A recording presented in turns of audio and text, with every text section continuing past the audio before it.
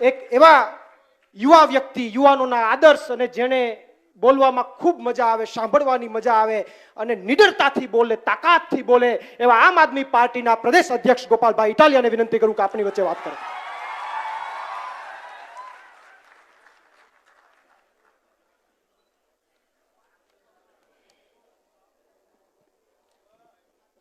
મજામાં ડાયરો?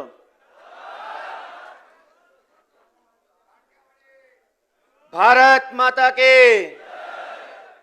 આજના આ યુવા રોજગાર સંવાદ કાર્યક્રમમાં ઉપસ્થિત આપ તમામ ભારતના, ગુજરાતના ક્રાંતિકારી યુવાનોને હું સલામ કરું છું, વંદન કરું છું, આભાર માનું છું. માનનીય અરવિંદ કેજરીવાલજી છેલ્લા ઘણા દિવસોથી સતત ગુજરાત આવીને ગુજરાતના અલગ અલગ વર્ગના લોકોની વાત સાંભળી રહ્યા છે. વેપારી હોય, ખેડૂતો હોય, મહિલાઓ હોય, આદિવાસીઓ હોય, યુવાનો હોય, સરકારી કર્મચારી વર્ગ હોય, બધાની વાત સાંભળે છે.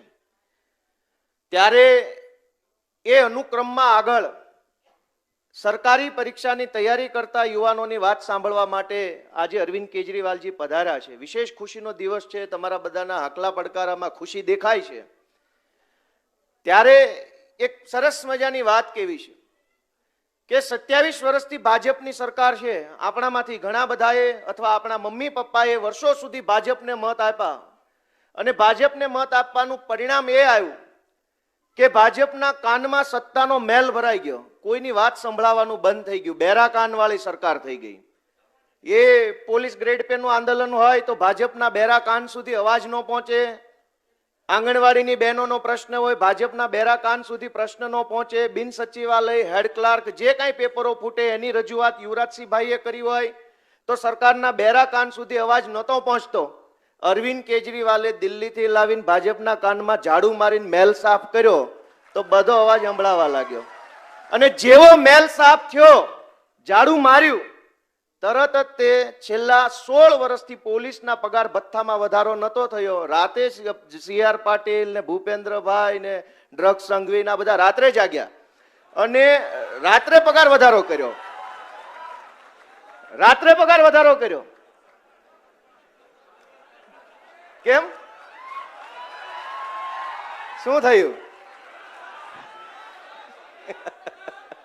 આ બધા સત્તાના નશામાં બેફામ થયેલા, કોઈની વાત સાંભળતા નહોતા.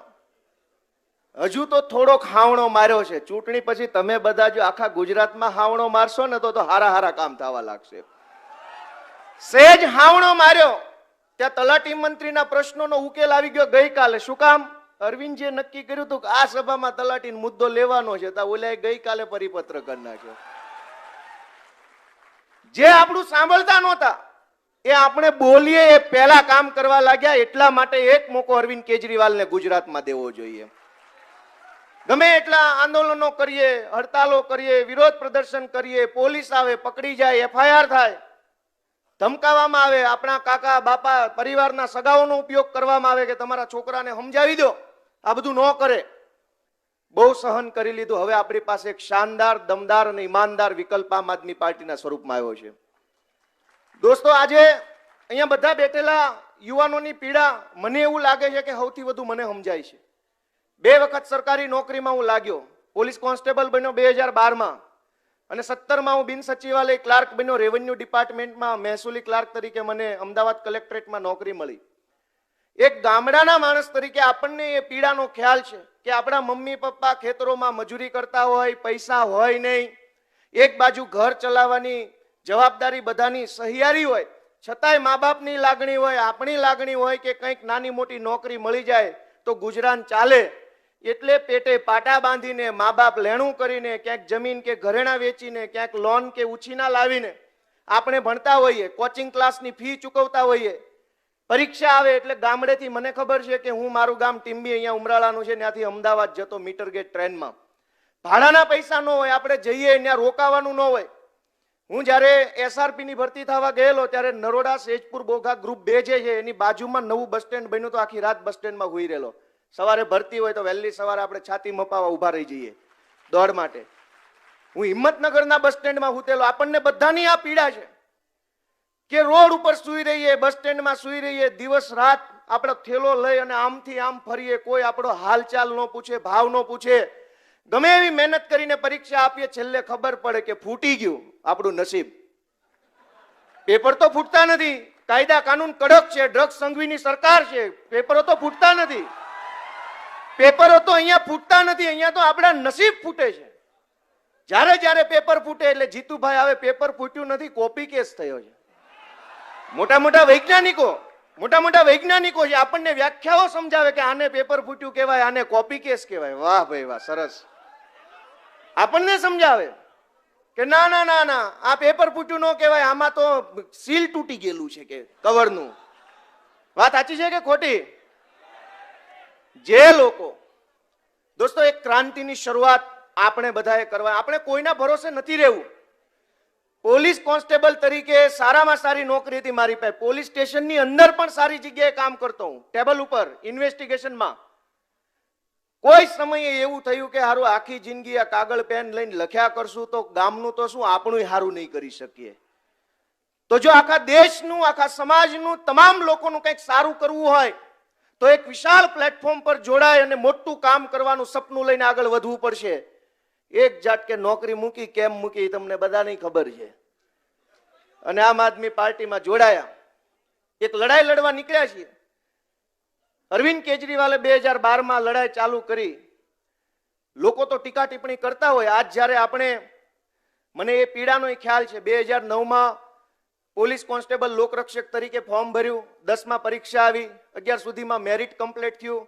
ભાઈ મેરિટમાં આવી ગયા, કોલ લેટરના ઠેકાણા નહીં, ગામવાળા, કુટુંબવાળા, આજુબાજુના પડખેવાળા મેણા મારે કે આ ખોટો છે, આ નોકરીમાં નહીં લાગ્યો હોય. વાત સાચી છે કે ખોટી? લેખિત પરીક્ષા પતી જાય, લેખિતમાં આપણે સારા માર્ક આવ્યા હોય, પછી સીપીટી કોમ્પ્યુટર ટેસ્ટ બાકી હોય, અથવા તો કોઈ ઇન્ટરવ્યુ આવતો હોય તો ઇન્ટરવ્યુ બાકી હોય. આપણે આપણા ગામને, કુટુંબને, બહેનોને, બનેવીને, જમાઈને બધાને કહી દીધું હોય કે ભાઈ ગોપાલ લાગી ગયો છે, હવે એને મેરિટ સારું છે. 2 વર્ષ સુધી ઇન્ટરવ્યુ ન આવે, સામેવાળા મેણા મારે કે તારું વેહવાળ ગોતવું છે, થાય એમ હોય તો કે, નહીતર હીરામાં બેસી જા બોર તળાવ જઈને. આપણને એમ કહેવામાં આવે કે ભાઈ હીરામાં બેસી જા. તમે નહીં માનો, પોલીસની પરીક્ષામાં લેખિત, ગ્રાઉન્ડ, ઇન્ટરવ્યુ સિસ્ટમ હતી અમારા વખતે. ઇન્ટરવ્યુ રાજકોટ ઘંટેશ્વરમાં થયેલું.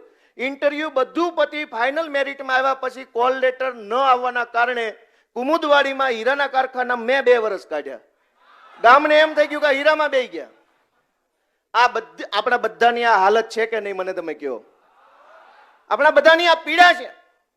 એક બાજુ લગ્ન કરવાની ઉંમર હોય, વાટે બેઠા હોય, નોકરીનું થઈ જાય તો પછી આગળનું થાય, નો નોકરી મળે, નો આગળનું કાંઈ થાય, ગાડી એમ નામ રહી જાય.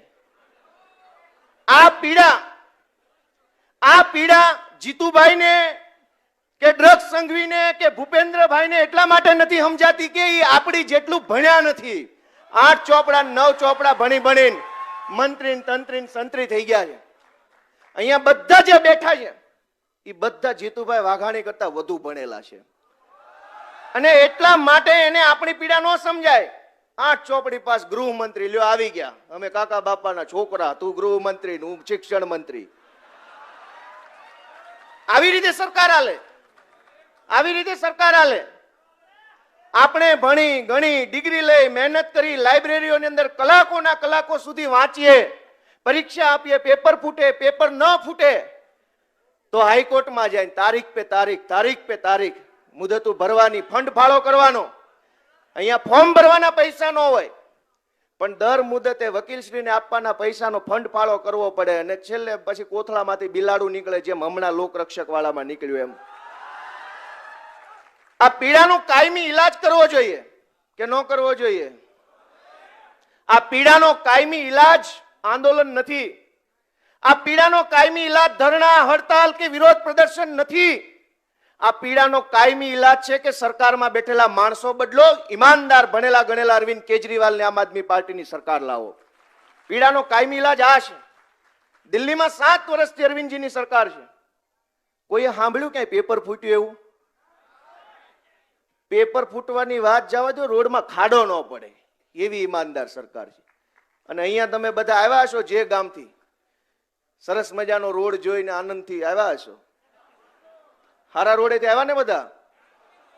મને હમણાં 2 દિવસ પહેલા એવું થયું કે હું એક જગ્યાએ જાતો હતો પ્રોગ્રામમાં હાજરી આપવા, રસ્તો ભૂલો પડ્યો એટલે બીજા રસ્તે ચડી ગયો. એટલે એને થોડોક નોર્મલ હારો રસ્તો આવ્યો ઘડીક. એટલે ફોનમાં મેં કીધું કે હું આ જગ્યાએ છું, તો કે રોડ હારો છે કે ખરાબ? મેં કીધું હારો. તો કે એ અમારું ગામ નહીં હોય, એ અમારા ગામમાં આવો હારો રોડ જ નથી, તમે કઈ ગમે બીજા રોડે ચડી ગયા. બોલો, આ પરિસ્થિતિ 27 વર્ષ સુધી મત આપ્યા પછી આપણા બધાની છે કે કોઈ આપણું સાંભળવા વાળું નથી, આપણી પીડાની કોઈને પડી નથી. કેટલો સંઘર્ષ કરીને, કેટલું વેઠીને, કેટલી પીડા લઈને આપણે જીવીએ છીએ. એક બાજુ ભણવા માટે પૈસા ન હોય, ગમે એમ કરીને ભણો, તૈયારી કરવાના પૈસા ન હોય, મટીરિયલ લેવાના પૈસા ન હોય. સામતભાઈ ગઢવીનો આભાર માનીએ એટલો ઓછો છે કે યુટ્યુબ પર મૂકી દીધું એટલે હાલે છે એમનામ આપણે, નહીતર તો ચોપડા લેવા ક્યાં જવા. મને યાદ છે હાઈકોર્ટ રોડ અહીંયા ભાવનગર છે, ત્યાં ભાલાળા ઝેરોક્સ વાળાને ત્યાં બધું મટીરિયલ મળતું. 150, 200, 300 ની નવનીતની, ગાલાની, લિબર્ટીની ચોપડીઓ આવતી. લેવાના પૈસા ન હોય આપણી પાસે. આ પરિસ્થિતિ આજે પણ, મારી વાતને તો 10-12 વર્ષ જૂની થઈ ગઈ વાત, આજે પણ ગુજરાતમાં આની આ જ પરિસ્થિતિ છે. આ વાત સાચી છે કે ખોટી?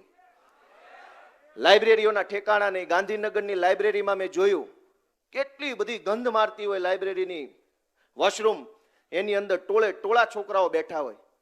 ગુજરાતના ભાજપના મંત્રીઓને કેમ એવી રીતે નથી બેસવું પડતું ને આપણે જેવી રીતે બેસવું પડે છે? કેટલા માટે કે આપણે પરિવર્તન નથી લાવ્યા. અને તમને ખબર છે પરિવર્તન ન આવે, પાણી એકને એક જગ્યાએ ભર્યું રહે તો શું થાય? લીલ થઈ જાય, ગંધાઈ જાય, ઉપર મચ્છર આવીને બેહેન, રોગચાળો ફાટી નીકળે. આ એકને એક જગ્યાએ ભાજપનું ભ્રષ્ટાચારનું પાણી ભર્યું રહ્યું છે ને ગાંધીનગરમાં, એમાં ભ્રષ્ટાચારનો રોગચાળો ફાટી નીકળ્યો ગુજરાતમાં. એને બદલવું પડે, અને એને બદલીશું તો આપણને ખબર પડશે કે નવું કેટલું સારું છે, કેટલી ઝડપથી, કેટલું વધુ. ભગવત માન સાહેબની પંજાબની સરકારે આવતા વેત પહેલી કેબિનેટની અંદર 35,000 કોન્ટ્રાક્ટ કર્મચારીઓને કાયમી નોકરીનો આદેશ કરી દીધો. મજાની વસ્તુ તમે જુઓ. મારા તો સચિવાલયમાં ખૂબ મિત્રો છે, તમારા બધાના કોન્ટેક્ટ હશે. ચૂંટણી નજીક આવે ને એમ ભરતીઓ આવવા માંડે, ધડાધડ ભરતી આવે. તમે પરીક્ષા ચૂકી જાઓ, તલાટીની આપવા જાઓ, એક રવિવારે 4 પરીક્ષા થાય કે ન થાય? 4 વર્ષ સુધી આ લોકો પોતાના પાર્ટીના કાર્યક્રમ આમથી આમ, જીતુભાઈ ઓલી યાત્રા લઈને નીકળે ને ઓલો ઓલી યાત્રા લઈને, કોઈને રસ ન હોય ભરતીમાં. જેવી ચૂંટણી નજીક આવે તમામ પ્રકારની ભરતીઓ નીકળે. શું કામ? છેતરવા માટે. પણ આ વખતે જે છેતરવા આવ્યા છે ને એને એક હાવણો મારવાનો છે બધાએ, વધારે કઈ કરવાની જરૂર નથી. બધા જો એક હાવણો મારશે તો આખા ગુજરાતમાંથી આ ભાજપના ભ્રષ્ટાચારની ગંદકી સાફ થઈ જશે.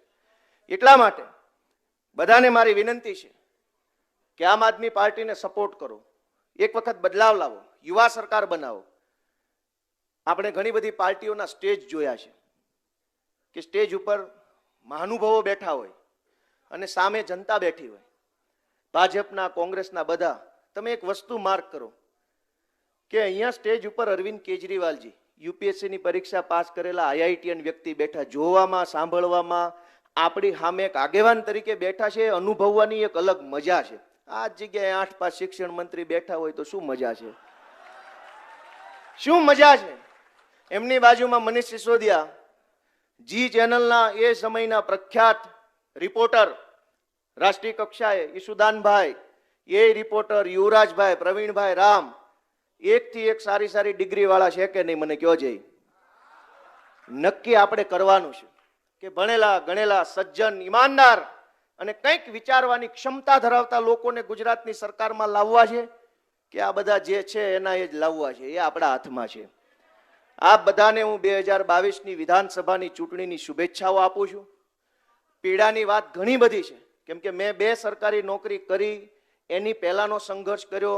એક્ઝામ સેન્ટર સુધી પહોંચતા મન ઉપર એટલો ભાર હોય, શું થશે, શું નહીં થાય, પરીક્ષા